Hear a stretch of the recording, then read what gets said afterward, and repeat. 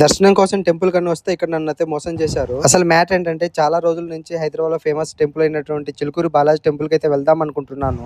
మొత్తానికి ఫైనల్ గా ఈ రోజు అయితే వచ్చేసాను. రాగానే మాకు ఈ వీడియోలో కనిపించి ఒక పెద్ద ఆవిడైతే కనిపించింది. వీళ్ళకి ఏదో సపరేట్ టెంకాయల షాప్ ఉందంట. సో ఆ షాప్ లోని కొనాలని చెప్పేసి మాతోనే వస్తుంది.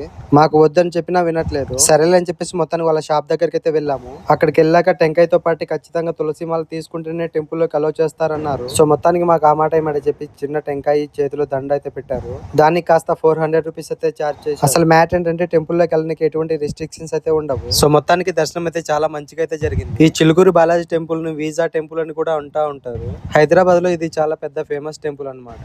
ఇక్కడ ఏదైనా కోరుకుంటే ఖచ్చితంగా కోరికలు నెరవేరుతాయి అని అంటుంటారు. నేను కూడా లాస్ట్ 2 years బ్యాక్ ఈ టెంపుల్ కి అయితే వచ్చాను. మళ్ళీ ఇది సెకండ్ టైం టెంపుల్ కి రావడము. హైదరాబాద్ లో ఉండి మరి ఈ టెంపుల్ చూడకుంటే ఖచ్చితంగా అయితే వచ్చేసేయండి.